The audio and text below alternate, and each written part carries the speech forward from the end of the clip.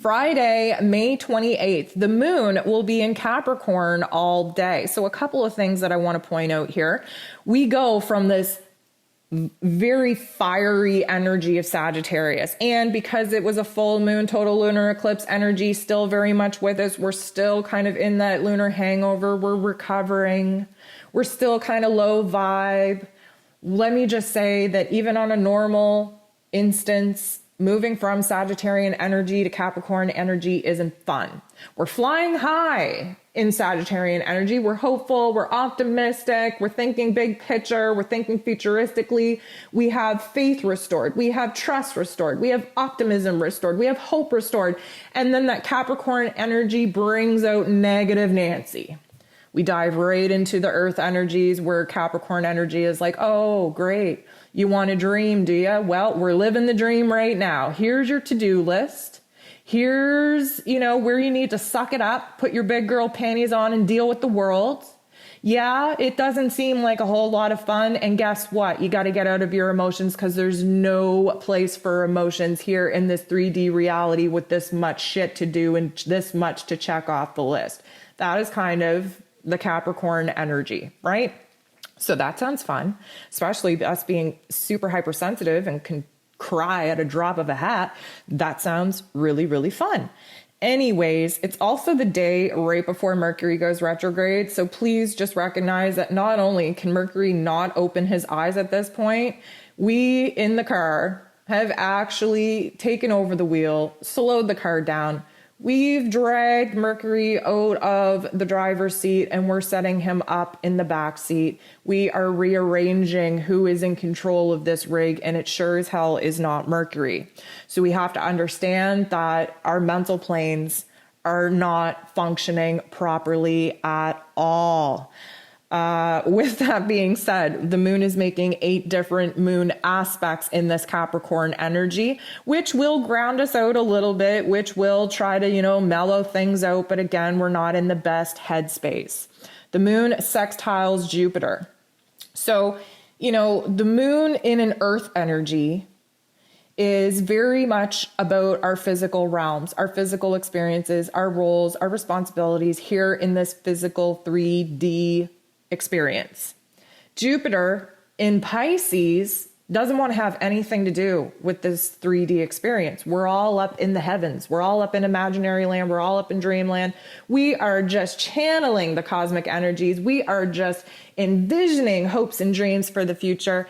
And this particular energy, even though a sextile is a good aspect, there's just a lot of not jiving energies here.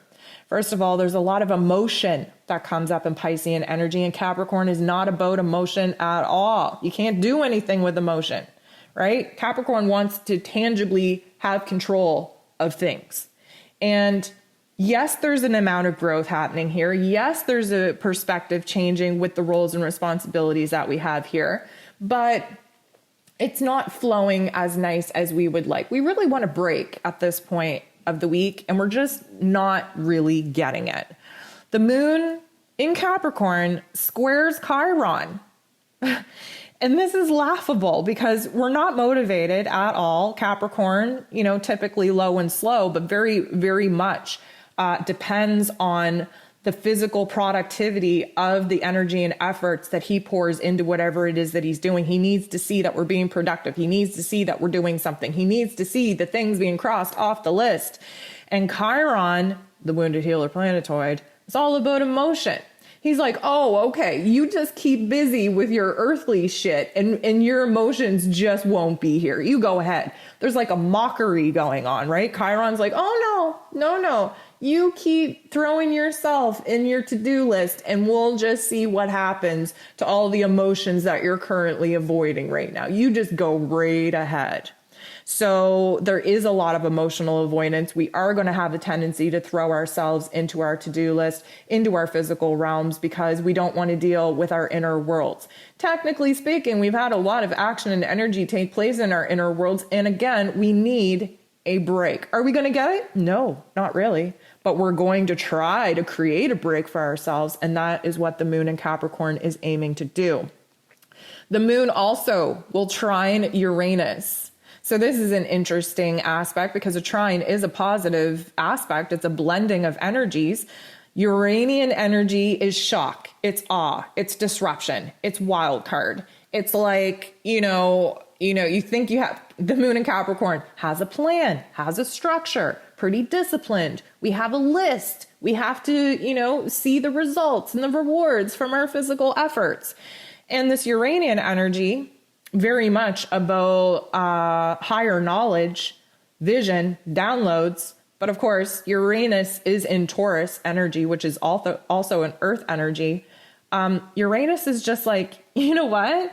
You go ahead and you throw yourself in all of these earthly tasks and chores, and I'm going to take over your mental plane. And whether you want to avoid your emotions or not, that's great. But can you avoid your brain? And just starts throwing lightning bolts, tidbits, details, and knowledge of aha moments that's just going to change the game. This is some heavy processing that we're going through. And although I would love to say that there's going to be a huge amount of clarity, not so much. We might get little flashes, little blips of clarity, but for the most part, we are just trying to be on autopilot so that we are not feeling our feels. And outside of the moon's energy, we have Venus making an aspect with Chiron, which is illuminating our fears, our vulnerabilities, our insecurities, our challenges, where love is concerned. So you're really telling me that we're going to be able to throw ourselves into earthly tasks and chores and not think about our emotions, not be overwhelmed with the script running in our heads, the narratives that are playing in the background. It's like the background music is all sad and sappy. And the moon in Capricorn is just like, we're not listening to the music. We're not listening to the music. Well, guess what? The music plays and the music is going to get louder. And the more you try to sing over the music, the more the music is going to drown you out. And that's just the kind of day that we're going to be in.